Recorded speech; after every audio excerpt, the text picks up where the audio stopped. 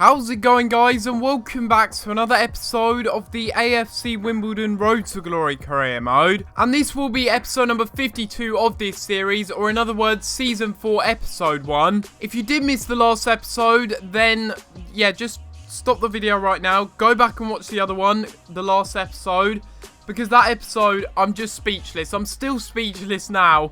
The way that we won that last game, it was just unbelievable. The way that we won the title in the last game, and the way that we won it as well, it was just, you can't miss it. You just can't. You got to go back and watch it if you have missed it. Obviously, in the last episode, we didn't really have time to take a little look at all of the stats at the end of the season, so that is what we are going to go ahead and do now. Manchester City ended up winning the FA Cup. They ended up beating Southampton in the final. Spurs ended up winning the Capital One Cup. They also beat Liverpool, similar to Man City, in a 2-0 scoreline. Arsenal ended up beating Bayern Munich to the Copa Europe, so that's quite interesting. When you realise that Manchester United got to the final of the Champions League in this game, and in real life, they got beaten by FC Midgetland. I mean, I just can't believe that. They ended up losing to Atletico Madrid either way. Monaco ended up beating Spurs to the Euro League, so they couldn't win double silverware there. Obviously, we ended up getting to the round of 16, I believe, or maybe it was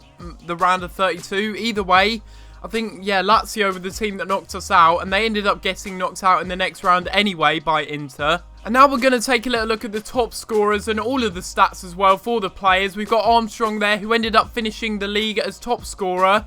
He got the golden boot. He ended up finishing on 21 goals. I mean, the closest competition that he got was Rondon on 16 goals, but even then, he was still a long, long way away from Armstrong. For the assists, Matthew Grimes ended up getting top in that. Stuart Downing ended up getting second.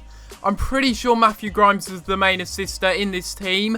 Although, actually, Adam Armstrong got 6 assists, which is a good contribution. And we will just quickly go through all the yellow cards and red cards for those people that do want to see it. It's not something that interests me, but I know a lot of people will want to see it anyway. Chelsea ended up winning the Premier League title, so that isn't really that realistic. But let's have a little look at the teams that are going down for next season. Watford, Fulham, and also Sheffield Wednesday. 2 youth players here from Poland, very, very average. And I think what I will go ahead and do now is sort out the youth academy and all the youth scouts as well. Before we do that, though, I did see that Callum Naismith ended up accepting his contract. Another one of our youth players who also has an exciting prospect. This guy is quite a well-rounded player. To be honest, he sort of reminds me of Frankham. Just overall got well-rounded stats. Can pretty much play anywhere, to be honest, in my opinion, with those stats that he does have, even though he's only listed as a CDM. And before I do forget and end up annoying quite a few people, I am going to go ahead and show you Mark McLeod's weak foot and skill moves. He currently has 3-star skills, 2-star weak foot. He's left-footed. And, well, if you watched the last episode, you know why I'm highlighting him like this. We got this one here, Joe Yusuf, who could be good. And to be honest, we aren't going to be spending too much money on anything else, so I think we should just go ahead and sign this scout. So we're going to be sending this scout, Joe Yusuf, we're going to be sending him out to Brazil, I think. I think that's where I want to send this scout out to, and then maybe eventually we will try and get a bit of a better scout, maybe a 5-star scout when we get to the Premier League. And we will go ahead and sim it, and we do end up seeing no growth, but a lot of stats are going up. I mean, especially for Cadiz, he's growing very well defensively. And once again, we're going to be having some more player training. We're going to be training Bree, Ali, and also a couple of other players as well. And we do see 3 players going up in overall. Seas is now a 77. We've also got Bree up to a 70, which is good, and also Cadiz up to a 48. And there you have it. Just like that, we have ended off this season. We're going to be going into the next season, the 4th season of this career mode. And of course, we are going to be going into the Premier League. Interestingly enough, we got Ronaldo, who is looking for a move. He's transfer listed, but he's only got 1 month remaining on his contract, so I don't really know what's going to happen with that. Obviously, they're going to be very happy with us, the Wimbledon board. They said that we've had an amazing season. They're really happy with our EuroLeague performance and our domestic cup performance as well. I tell you what, it does take a hell of a long time to get into the next season. It seems like the further you go down in the line in career mode, every season just takes longer and longer to load up. Hopefully, it will be loaded soon because, you know, I haven't got all day really. 2,000 years later. Why are we waiting? Why are we waiting? Please, please, please. I just can't take this anymore. I want to get into the Premier League already. Finally, we are in the next season. Only took about bloody 5 minutes, but here we are. We are now going into the 4th season of this career mode. But here we are going to look at the Premier League table before we do get into anything. It's good to see that we're already first, you know. We're the best team, obviously, in the Premier League. We deserve to be first, even though no teams have played any games yet. So I'm actually interested to know which team got promoted with us. I know it was West Brom, but who else ended up getting promoted with us? I can't actually tell. Maybe Norwich? I genuinely don't know. I don't know who was in... I can't even tell who was in our division last year that's been promoted. Oh, yes, of course, it's QPR, isn't it? We played them last year. They got promoted with us and West Brom back to the Premier League. And now we're going to take a little look at everything here. We've got important transfer market information. We don't care about that. Domestic Cup objective. They want us to get to the round of 32 stage. Looking at the budget that we have, 15,070,000. That's looking like a really good, healthy budget for a newly promoted side. I think avoiding relegation as well is a bit of a realistic expectation. I don't think we could get anything more than that. Maybe mid-table at stretch, but I don't think we're going to be qualifying for Europa League or... You know, I highly doubt we're going to get in the top half of the table. We're going to go ahead and simulate forward here because we want to see whether we can get our pre-contract signings into the side. Make it look a lot juicier than the players that we already have. We're going to have the pre-season tournament here. We've got pre-season tournament invitations here. We've got 3 of them. All of them are pretty much identical, but this one's got more prize money, so I will go for it. And we are also going to be having a couple of pre-contract arrivals. In fact, we're going to be having 3 of them. Lee Lucas, and we've also got Frankham leaving the club, obviously, to Preston. We also have Joe Newell, obviously going to be replacing Frankham, who did end up leaving for Preston. And we also have Orsic, which we ended up signing. And of course, it is now time to take a little look at some of the players that we did sign on pre-contracts. The first one being Lee Lucas. Holy crap. We got him for free on a pre-contract. He was 80 in January.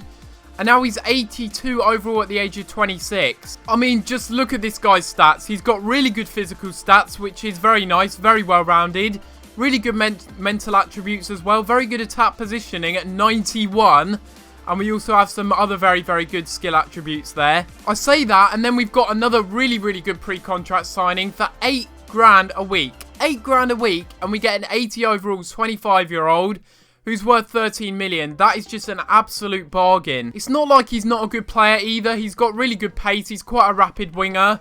Very good ball control, as you'd expect. And the other player that we did sign was Joe Newell. I'm not really too sure if I'm going to be using him too much in this series. I probably will sell him in January. He'll be a very good utility squad player. Probably won't play too many games, but I've got a feeling he will come in handy. We also have a transfer offer for Matthew Grimes, which isn't really surprising. It's from Frankfurt, and again, I'm just going to reject all offers. And these are the players that we're originally going to look to sell on in this window. We've got... Where is he? So there we go. We've got Kennedy, we've got Grazzini, and we've also got Tunga for a short-term loan. I don't think it would be right now that we're in the Premier League not to bring Roy Silva to the club. What he's done for this club to get us to the Premier League, he was an absolute legend, so I think I will make an offer for him. I'll just straight up offer his valuation and see if Ibar do accept it. You know, we're signing all of the glitch players really in this series. Jacob Blythe could be another one that we could try and sign. Once again for Jacob Blythe, I will offer Walker in a straight swap deal.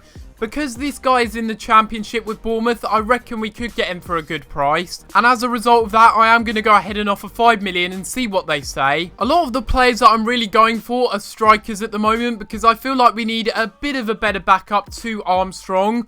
Although Devontae Cole is good, we do need a bit of squad depth now that we're in the Premier League. I'm going to go ahead and try and offer Tyler Walker again, and I will go ahead and offer 5 million once again. A more realistic approach that we could go for a central attacking midfielder would be James Maddison. The really strange thing is about James Maddison is he's currently on 35 grand a week. And he's playing in League One. Like, how does that make any sense? I will go and see if I can offer Harry Neville in a straight swap deal. And then I will also go ahead and offer £3 million. I think I've found Gareth Barry's regen. This guy obviously is a lot better than Gareth Barry. He's 74 overall. He's the age of 19. But I will go ahead and offer Grazzini if I can find him. There he is. Okay, so Grazzini plus 2 million. So for this game, we've got 2 players coming to us saying that they do want to play. Devontae Cole and Dion Clark. And you know what I say, especially when it's friendly matches, I like to give these sorts of players a chance. And for the first friendly of the season, this is how the team is looking. Pretty average, to be honest. Quite a few low-rated players in there, but that is, well, for 2 reasons. Number 1, I like to play low-rated youth players in these sorts of games. They don't really matter. And number 2, we've got 3 players out on international duty. We've got, well, Lockyer and also Lucas, who are out on Wales international duty. And Sears has also been called up to the England national team, I believe, so he won't be playing in this game. And I will go ahead and skip this one, and we end up getting a 1-1 draw. Reeves gets sent off. Orsic could have scored twice. He missed a penalty, but did get a goal on his debut. Loads of transfer offers unacceptable, but we have had one accepted for our former legend, Roy Silva. He was a player that was in popular demand to bring back for this season, and I don't see why not, unless he declines his contract for some reason. I think he's going to be coming back to the club. We have a transfer offer as well for Joe Sears. It's coming in from Burnley. 5.5 million they've offered, and to be honest, that is just not good enough in my opinion. He's worth a lot more than that, and he's invaluable. He's not worth selling. He's that good. He's going to be good for the future. I'm not going to be selling him at all. We now have a game against Gent though, so I will go ahead and sim this one. Hopefully this team will be good enough to get us a win. Again, we've still got players out on international duty. So, you know, players like Lee Lucas are yet to make their debut this season. And again, we end up getting another draw, a 2-2 draw. But the good thing is, Orsic did score a penalty this time. He didn't miss it.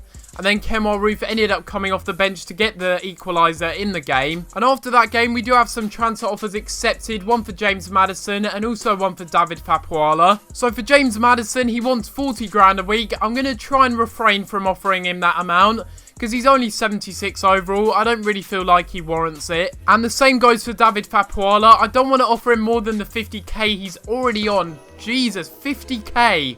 That is a lot of money for a 78 rated striker, but he is going to be our highest rated striker if we do sign him. But this will be the end of this episode of this career mode, guys. And if you have enjoyed this episode, make sure you leave a like on the video and subscribe if you haven't already. Currently, this is what our highest overall starting lineup does look like. If you think that we should sign any players in particular to maybe strengthen this team, do let me know in the comments down below. Obviously, we are 4 seasons into this career mode now, so mainly we probably should be going for regens, but we can always try and get a few players, maybe glitch players, or maybe some young players that would fit into the budget that we have. But apart from that, guys, I'm going to have to leave it there, and I'll see you next time for another video. Thanks for watching.